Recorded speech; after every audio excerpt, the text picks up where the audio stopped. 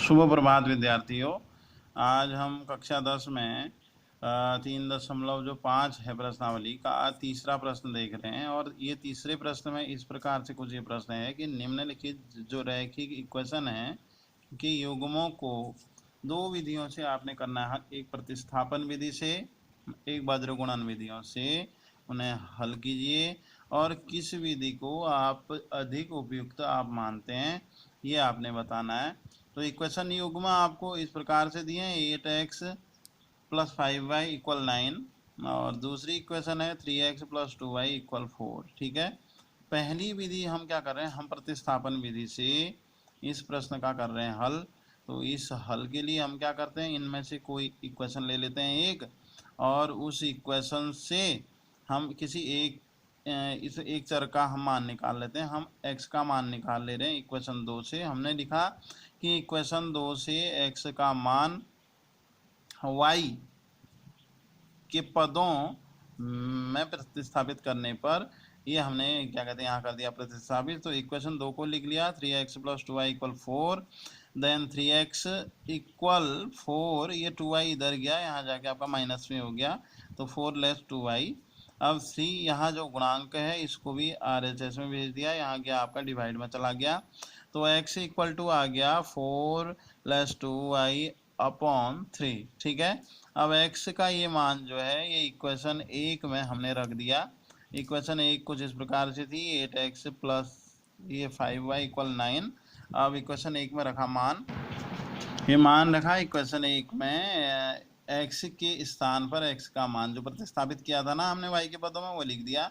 अब यहाँ 8 से वो कर दी मल्टीप्लाई, 8 4 जा ये 32 हो गया, 8 2 जा 16 और y/3 प्लस इधर 5y है, इसके नीचे एक बट्टे में मान लिया, इनका एलसीएम ले लिया 3 एलसीएम लिया, तो यहाँ तो 3 1 जा 3, इसकी इंटू आपका हुई 1 से, तो जो है वही रहा।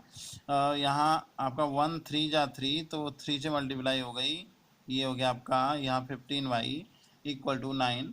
अब ये 3 ये क्रॉस मल्टीप्लाई होकर के इसके साथ चला जाएगा 9 के साथ, और 3 यहाँ 3 9 जा ये 27 हो गया इधर, और इधर ये जो का त्यों आया आपका और इधर ये 16 जो था y, और यहाँ आपका क्या था 15y, ये प्लस माइनस है तो कैंसिल हो गए, यहाँ बचा एक y 1 y बचा। अब आगे क्या हो गया, ये जो 32 है ये भी RHS में गया, वहाँ जाके आपका वहाँ गया और वहाँ गया और माइनस में हो गया, और यहाँ लेस y बच गया आपका -y, और इक्वल यहाँ 5 -5 बच गया।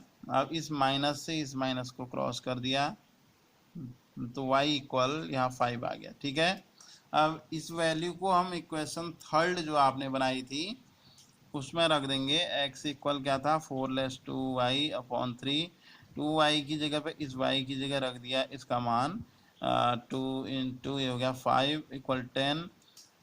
इस 10 में से 4 वो हो गया आपका सब स्टैक हो गया, और इधर बच गया 6/3, 3 से यहाँ काटा इसको डिवाइड करा तो 2 माइनस क्या आ गया x = ये -2 आ गया। ठीक है, अब इसी इक्वेशन युग्म को अब वज्रगुणन विधि से कर रहे हैं। इक्वेशन युग्म इस प्रकार से थी, ये इनको लिख दिया है। अब वज्रगुणन विधि का हम क्या कहते हैं यहाँ यूज कर रहे हैं और कर रहे हैं इन्हें सॉल्व।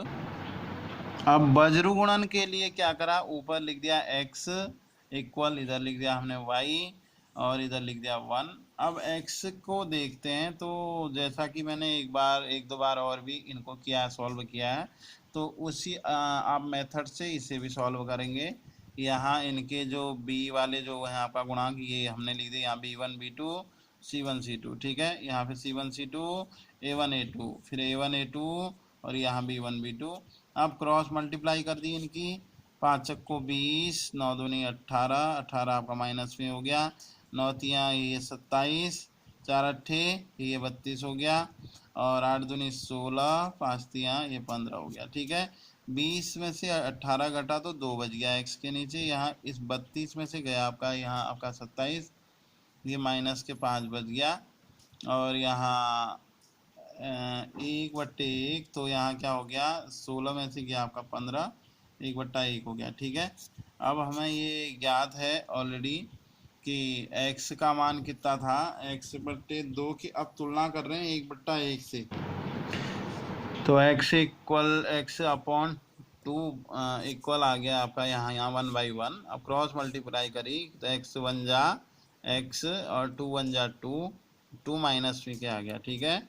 और दूसरा यहाँ फिर से किया हमने सॉल्यूशन, तो यहाँ भी वही हुआ, इसकी मल्टीप्लाई हुई क्या कहते हैं यहाँ 1 से, और 5 से कम 5 आ गया, x बराबर 2 माइनस में, और ये आपका इसका मान y बराबर 5 प्लस में, ठीक है।